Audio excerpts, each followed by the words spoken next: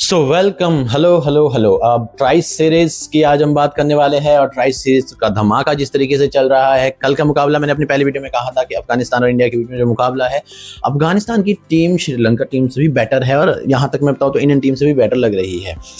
क्योंकि कल का जो मुकाबला था, कुछ लोग कहेंगे मैच पूरा नहीं हुआ, इस वजह से टीम इंडिया हार गई वो मुकाबला, क्योंकि बड़ा मैच होता तो एंड में जाके पेशेंस टेस्ट होता है, पता चलता है। बट स्टिल कहीं ना कहीं अफगानिस्तान ने अपर हैंड दिखाया। उन्होंने क्रिकेट को सिचुएशन के हिसाब से खेला, भले ही बारिश की खलल रही, but at the end victory is victory. वहाँ पे आपको ये नहीं देखा जाएगा कि आपने 349 रन बनाया था, आपने ये नहीं देखा जाएगा कि बारिश आई थी, वो देखा जाएगा कि पॉइंट्स तालिका पे 2 पॉइंट लग चुके हैं। कल का मुकाबला अफगानिस्तान ने जीतने के बाद मैं कहूँ तो उन्होंने अपने लिए इस टूर्नामेंट को बहुत इंटरेस्टिंग बना लिया है और साथ उन्होंने इस ट्राई सीरीज में अपनी एंट्री की दावेदारी बता दी है कि हम भी भैया दावेदार है। और आप जब एशिया कप खेला जा रहा था वहां पर भी अफगानिस्तान विनर रही थी और अफगानिस्तान की टीम बहुत अमेजिंग टीम है। आइए चलिए एक नजर डालते कल के मुकाबले पे क्या हुआ। कल दाम्बुला में खेला गया मुकाबला, जहां पे टॉस जीतने के बाद पहले फिर से बल्लेबाजी करने का फैसला किया तिलक वर्मा ने। शुरुआत अच्छी रही, वैभव सूर्यवंशी अच्छे रंग में दिखे, 200 की स्ट्राइक रेट से रन बनाए, 44 रन बनाए उन्होंने। एंड सिमरन सिंह भी बहुत अच्छी फॉर्म में दिखे। एक वक्त तो ये हो गया था कि 22 ओवर में इंडिया ऑलमोस्ट 180 प्लस हो चुका था स्कोर और बात की जा रही थी कि 400 रन भी बन सकते हैं, लेकिन बारिश की खलल हुई। एग्री बारिश की खलल के कारण दोबारा से आइज जमाना बाहर जाके वापस आना वो थोड़ा सा मुश्किल हो गया था। सो स्कोर बोर्ड पे 349 रन इट्स नॉट कोई छोटा टोटल नहीं था, क्योंकि भारत के लिए पहले बल्लेबाजी करते प्रभ सिमरन सिंह अच्छे दिखे। प्रियांश आर्या का मैं कहूँगा कि बैक टू बैक दोनों फ्लॉप मैचेस। यहाँ पे प्रियांश आर्या को देखिए, सभी बात करते हैं वैभव सूर्यवंशी की। प्रियांश आर्या की जो अभी तक की खूबी है वो हाइड हो जाती है उन वैभव सूर्यवंशी के पीछे, लेकिन आपको ध्यान में रखना होगा कि प्रियांश आर्या भी एक जबरदस्त टैलेंट है इंडिया के पास। वो ऐसे वैसे बल्लेबाज नहीं है, बहुत जबरदस्त बल्लेबाज है। आईपीएल में हमने उनको देखा है। कल स्टिल वो नहीं चले और मैं अज्यूम कर रहा था अगर ये 3 टॉप के चल पड़ते हैं किसी मुकाबले में तो जरूर इंडिया 400 रन क्रॉस कर जाएगी। कल के दिन वो फ्लॉप रहे। उसके बाद Ruturaj Gaikwad again steady inning 66 run बनाए, तिलक वर्मा ने 60 रन बनाए और शशांक शेगड़े ने लास्ट में एक अच्छा टच दिया एंड स्कोर को 350 बना दिया।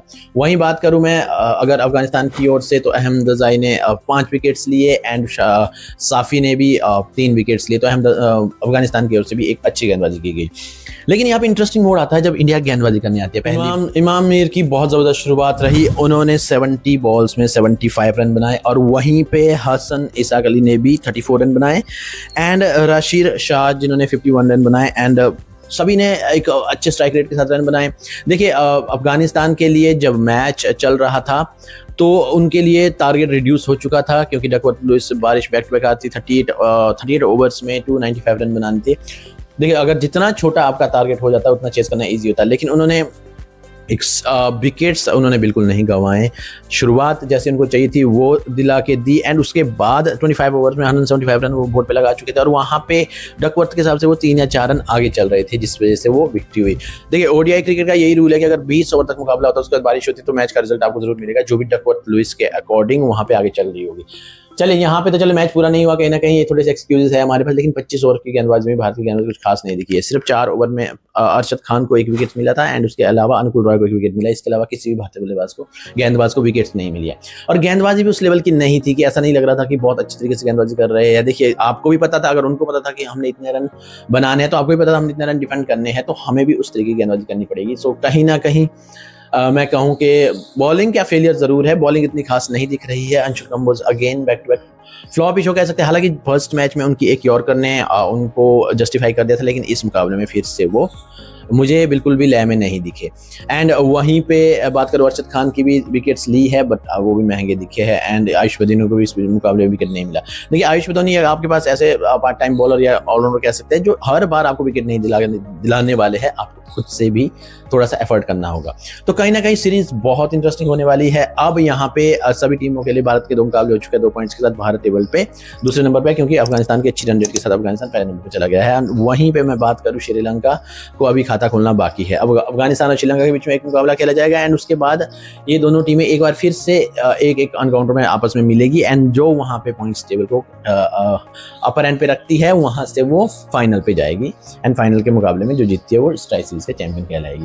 अब यहाँ पे देखिए, अब यहाँ पे करना क्या है, भारत को अपनी वीक पॉइंट पता चल चुके हैं, टूर्नामेंट ओपन हो चुका है, सभी का एक मुकाबला हो चुका है, तो अभी यहाँ पे उनको अपनी स्ट्रेंथ और वीकनेस का पता चल चुका होगा। क्योंकि बल्लेबाजी में तो मैं कहीं ना कहीं कहूँ कि बहुत सही चल रहा है, क्योंकि अगर ओपनर आप आपके चलते तो आप 300, 350, 400 बना लोगे, लेकिन आपको मैच जीतने के लिए गेंदबाजी का बैक करना बहुत जरूरी है। ऐसा नहीं है, हमने आईपीएल में देखा है बहुत सारी टीमें स्टार्टिंग में बहुत सारी गलतियां की है उन्होंने स्टार्टिंग में, बट उसके बाद जब उनको अपनी वीकनेस का पता चला तो उस पर काम किया। अब वही टीम इंडिया को भी काम करना होगा, गेंदबाजी पॉइंट को स्ट्रॉन्ग करना होगा। चलिए नजर रहेगी इस बाकी के बचे हुए मैचेस पर। बने रहे क्रिकेट बेसबॉल के साथ, सब्सक्राइब करना।